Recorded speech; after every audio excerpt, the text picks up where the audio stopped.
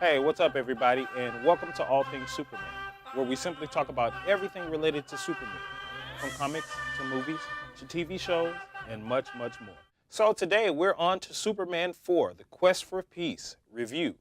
And we're just coming off the Superman 3 review. If you haven't seen that yet, go check that out. Also, check the Superman 1 and Superman 2 reviews out so you can understand some of the things that we're going to talk about in this video today. Now, on to the review of Superman 4. Now, we get a whole new Superman movie from what we've seen, Superman 3, Superman 2, or Superman 1B. Um, One of the most interesting things about this movie is that Christopher Reeve himself uh, co-wrote and directed this movie.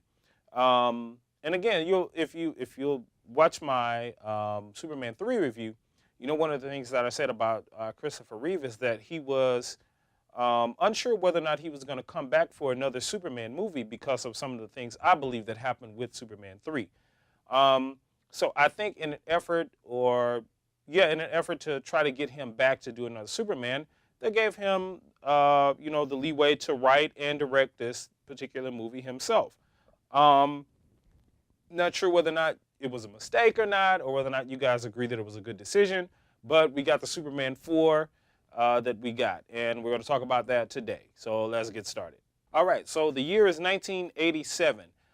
Just a couple of notable things about this movie. One of the things that I really appreciated that it did was it started to deal with some of the political issues and stuff that we were having during the time. Now, I'm not sure how old most of you are who are watching this video, but back during those times, the mid '80s, was a big. It was kind of the beginning of, not so much the beginning, but it was kind of the peak of our nuclear war scare on Earth. It was, at this point in time, we knew that all of the countries had nuclear missiles and warheads and all this kind of stuff, and it was very possible that we could have been going to war, pretty much as it always is. But it was quite possible at the time. So this was a big political issue and a major issue that was going on with us during this time. And one of the things that I appreciated about Superman 4 is that it brought this issue out. Now, in the movie, it dealt with the whole nuclear war strategy. This was the concept of the movie. That this was the quest for peace, and that basically Superman was going to give us peace by ridding the world of all nuclear missiles. And that's a line from the movie. If you guys have seen it, effective immediately, I'm going to remove all nuclear. I'm paraphrasing it, but you've seen it. But anyway, so it dealt with this nuclear strategy, and I think it was a really, really, really good idea. It was a really good concept to go into this movie and say that, hey, Superman should be doing something that is more relevant, not going around saving cats from trees or saving babies from trees, as I talked about in Superman 3 review.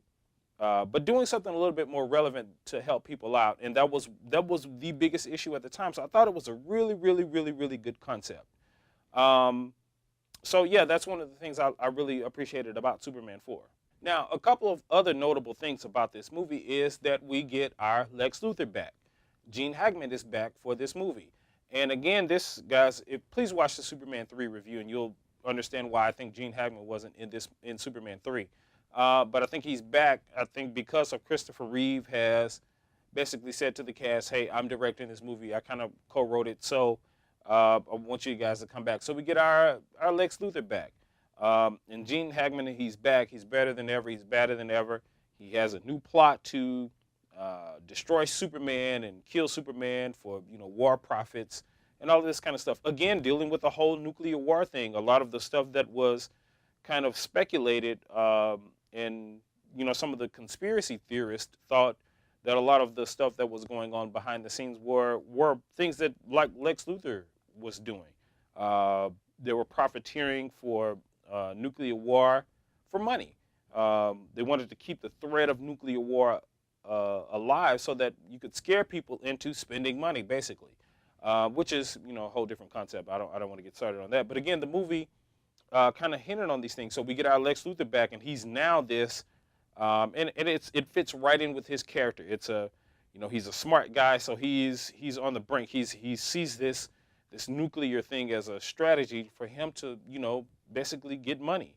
Uh, so basically, he breaks out of jail. He has his nephew Lenny to break him out of jail, and Lenny is his kind of comedic relief in this movie.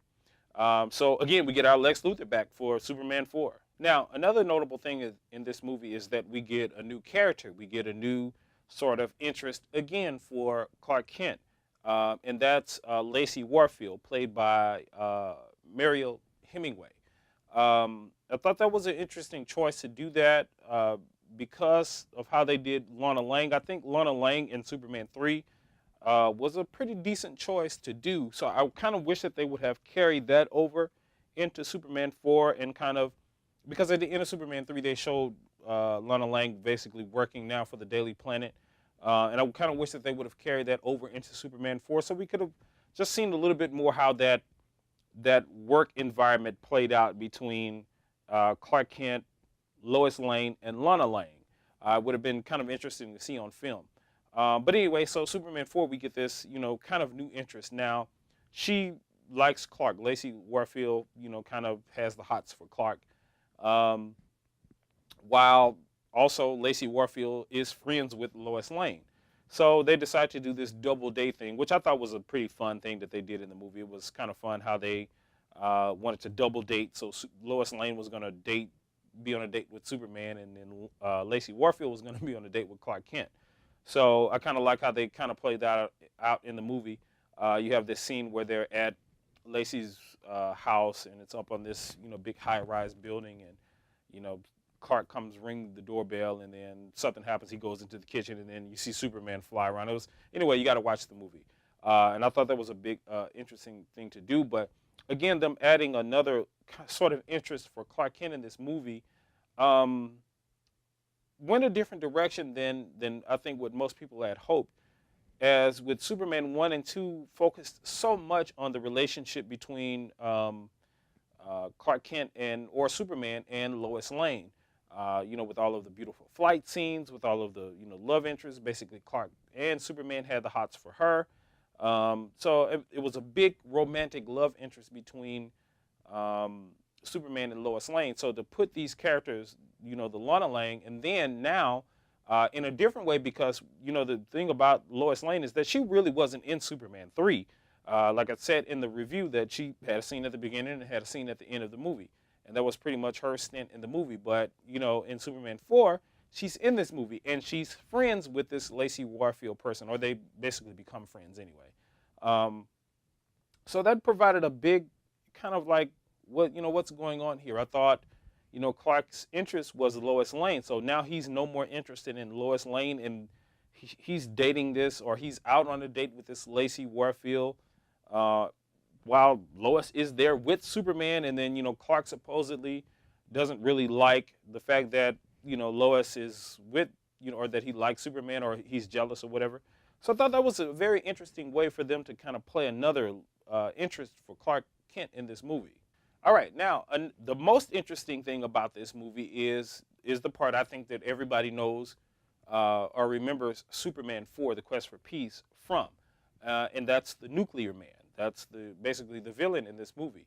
I thought that was a really interesting concept. I think it was kind of a far-out idea that basically Lex Luthor takes some DNA from Superman's hair strand that he got out of a museum and creates this some kind of genetic stew or something that he puts on one of the missiles after Superman has decided that he's going to rid the world of nuclear missiles. Lex Luthor finds a way to put this genetic concoction that he made on one of the missiles. When Superman throws these missiles into the sun, because that's how he got rid of the missiles, when he, put them all in this bag and flung them into the sun. But anyway, so this stew basically creates the Nuclear Man. So when this rocket hits the sun, you see the Nuclear Man come out of the sun. So I thought that was a kind of a far-out idea. Again, and it's a stretch from what we've seen in these Superman movies. The villains in Superman 2, the Kryptonians, it was a very reasonable idea. They were in the Phantom Zone. An explosion broke them out of the Phantom Zone, and they kind of found their way to Earth. That was a very reasonable idea. Now with this whole, throwing a stew into the sun, now this nuclear man is coming out, and then he's basically commanded, or he's Lex Luthor's slave. It was kind of a far-out idea, but nonetheless, we got our nuclear man. I think it was a very formidable villain. I think he provided some good contrast for Superman with having pretty much some of the same powers as Superman. I think they played his powers in a little bit differently with giving him like these sun powers, and he was able to throw these, I guess these sun powers, I guess for the lack of a better description to call them. But I thought that was very interesting how they played that off. So he and Superman actually gets into this fight, and the fight is, this big long fight, and they fly all over the earth, and the nuclear man is destroying stuff, and Superman is, trying to stop him, and they fight. Now the thing about this nuclear man is that he has these long fingernails that he's able to stretch out his hands, and he basically scratches Superman's skin and pierces his skin, and in some kind of way this again makes him weak. Now again, this was a very, I think it was a hole in the plot, because if Superman gets his power from the sun, you have this nuclear man that was created by the sun that scratches or touches Superman, and then it makes him weak or loses his powers, or it makes him, basically almost die. I think that was kind of a plot hole. So again, we were left kind of wondering, like, okay, now to be fair, at the time, I'm not sure a lot of people knew the comic book reference that Superman did get his power from the sun, so it probably wasn't that big of an idea at the time anyway. So to be fair, it probably made a little bit more sense than what I'm making it out to be now back then. But looking back in retrospect, I think it was kind of a hole in the plot. So nonetheless, we get this nuclear man, and I think he's a very formidable villain. He goes up against Superman. He has some of the same powers because basically he was created from Superman's DNA. So I think the nuclear man idea was a very good idea to add to this movie. So a few other notable things about the movie was the fact that they brought the whole green crystal from the Fortress of Solitude thing back. Now, again, this was probably another plot hole, because supposedly in Superman 2, when Superman basically gave up his powers to be with Lois Lane, the way that he got his powers back is that he went back to the Fortress of Solitude, and he found the green crystal that had not been destroyed once everything else got destroyed once he gave up his powers. And basically that's how he got his powers back. Now, all of a sudden we have this new green crystal in Superman 4, and it's in the ship. It's in the ship that he came to Earth on. It's not even in the Fortress of Solitude. So basically Superman goes back to his hometown in Smallville, goes in the barn and raises up the thing where his dad hid the ship that he came to Earth in, and there's a new green crystal in there. So it seems kind of like a plot hole. I guess it kind of would make sense that, okay, put a green crystal in. Well, I take that back, because in Superman 1 we see Jor-El put the green crystal in the ship as he's sending Superman to Earth. So we only know of one green crystal. So basically, where does this other green crystal come from? So I think that was kind of something about the movie I kind of felt uneasy about. So it just left some questions like, okay, where did this green crystal come from? Also, in Superman 4, we get to see the Fortress of Solitude again. When Superman basically goes to the Fortress of Solitude, and he's speaking to the elders about, whether or not he's confused about what he should do as a character. Now, again, this is another point that I thought that was a very interesting concept. However, again, it just took us from what we knew Superman to be. We never knew Superman to be this confused, kind of I don't know what to do guy. We knew Superman to be the Boy Scout, always do the right thing and always know what to do guy. Pretty much from the comics and from the movies. So again, it provided a little contrast on that, and I actually like that. I think that we would have kind of gotten bored a little bit if we would have seen 4 Superman's movies with him just being this Boy Scout guy saving kids from trees. As I said in my Man of Steel review, one of the reasons that a lot of people are mad about Man of Steel and about Superman breaking Zod's neck at the end of Man of Steel is because basically it from their argument, it takes away from this wholesomeness of Superman and all this kind of stuff. And to some extent, I do have to agree with that, but I stand firmly on the fact that we could not have had a movie like that in 2013, where before these movies come out, we've had Iron Man, we've had Thor, and all of these Marvel movies that's coming out, and all of these basically badass characters, and then you put a Superman in a movie, the king of all superheroes, put him in a movie, and then all he's doing is saving cats from trees. It's just would not have worked, guys. But again, I'm kind of veering off from Superman 4. That's just one of my pet peeves. So anyway, yeah, we get to see him in this Fortress of Solitude again, speaking with the elders. The graphic of the way that they showed the Fortress of Solitude in this movie, I thought that was a really interesting concept as well. How it looked a little bit different than what we've seen the Fortress of Solitude to look before. So thought that was again an interesting scene in the movie. Now, another thing about this movie that I thought one of the interesting scenes was that when basically the nuclear man took Lacey Warfield and kind of kidnapped her and was flying her into outer space.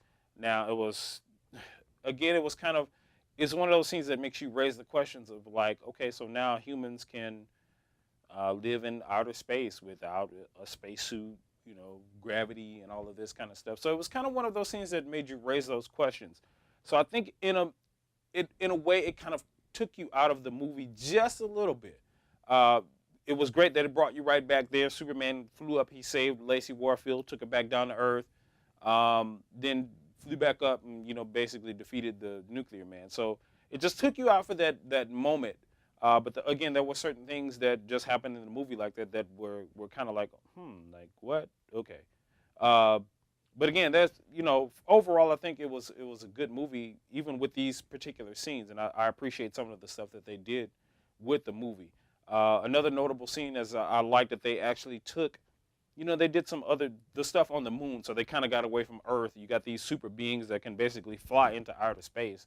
So why not do something in outer space? So you took them on the moon. You had this moon fight with the nuclear man and Superman on the moon. So I thought that was kind of cool as well. Okay, now, the deleted scenes in this movie say a little bit more about Superman 4 than the deleted scenes in the prior Superman movies said about those respective movies. It had quite a few deleted scenes in Superman 4. I'll talk about the favorite two that I like, and I'll just discuss the other ones as a whole before I talk about that one, or those two.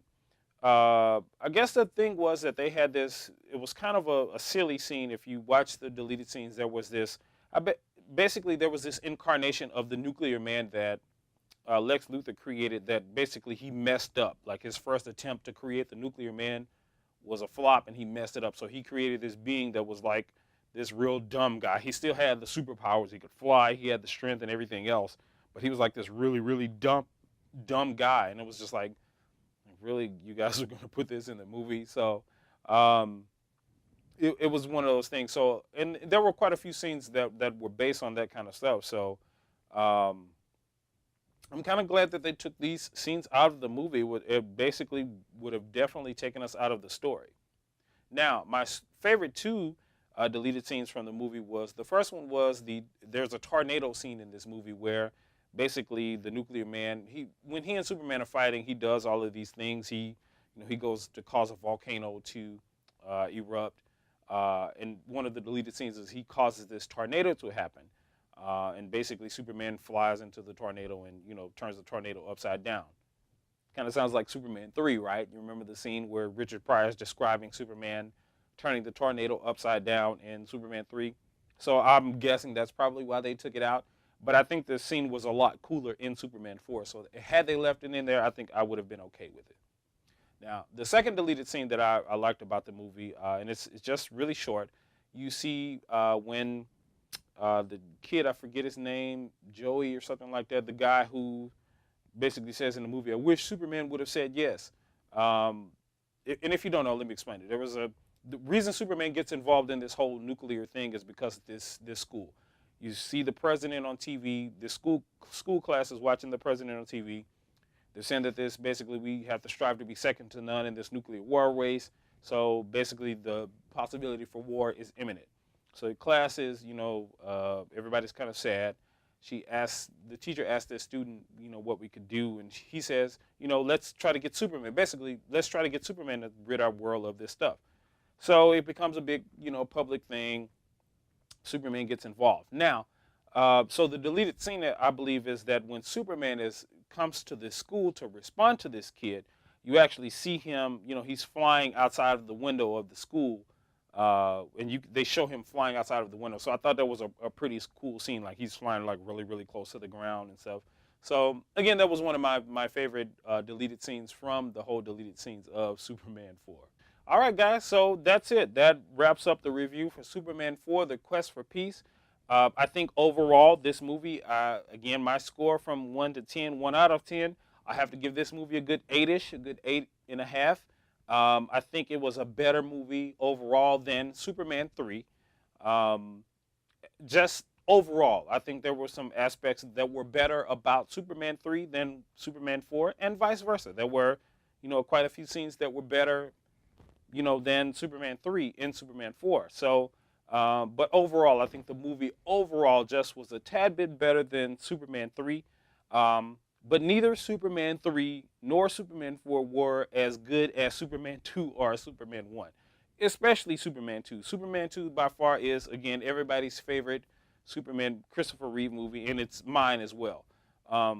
So I think, again, overall, the Christopher Reeves, and this wraps up our series about the Christopher Reeves. We'll be going into the Superman Returns review from this video here, so be sure to stay tuned and check that out. But again, that wraps this whole series up. So as you can see, this whole cinematic universe, or basically there wasn't a cinematic universe at the time, but the Superman movie, how it contributes to what we see in our new Man of Steel today, because of a lot of the problems that the Christopher Reeve movies had, because of a lot of the direction that was in these movies, because of a lot of the stuff that already had been done in these movies, and because of the new standard that had been set for comic book movies before Man of Steel came out. Again, we've had Iron Man already. I think we had Iron Man 1 and 2. We've gotten the Thor. We've gotten Batman, Dark Knight. Our Batman Begins and Dark Knight. So we had a new movie standard that had been created, guys, after these movies had come out. And even one of the things I failed to mention is that even the Tim Burton Batman movies had come out before then. And then we got this new take on comic book characters. In a lot of ways, I don't know if you guys know this, but in a lot of ways, those Tim Burton Batmans, with the first one with like Michael Keaton, it set some tones for a lot of the movies that were going to come out after it. So again, there was a new standard set. So we could no longer have this, Superman Boy Scout character that was, basically does everything perfectly, and he's so good. And it would have been a boring movie. Nobody would have gone to see it. It would not have made any money. We would not have gotten a Justice League movie, because you can't have a Justice League without Superman, guys. So again, you have to be reasonable and understand. So Superman breaking Zod's neck in this movie, in context of all of what I'm talking about here, it's not that big of a deal. Yay, Superman. He did something that was kind of not okay for once. I mean, like I said, it's not even a thing whether or not I agree or disagree with it. But I do think that it gave us a imperfect Superman in our world today, where we live with people who are imperfect, and everybody tries to put on this, perfect persona, and nobody's perfect. So we get this out of Superman. So you can't get any more realistic than that, guys. So anyway, I'll get off that soapbox. That's just kind of one of my soapboxes, because people, still are complaining about this Man of Steel thing. He broke Zod's neck. I'm like, guys, get over it. Anyway, so that wraps up the Superman, the Christopher Reeve reviews. Stay tuned for the Superman Returns video. Right now, you can follow me on Twitter at this link right here in the video. Go follow me now. Subscribe to the channel. Make sure you stay tuned. I'm going to be doing the Superman Returns review coming up soon, and a new Man of Steel review. And stay tuned for the new news that is going to be coming out about Batman Superman. Hopefully, as this video is being made, I'm thinking we're probably going to get to see the Bat suit and the Wonder Woman suit and the new Superman suit very, very, very soon, probably within the next week or two. So stay tuned for that, guys. Until then, I'll see you guys in the next video.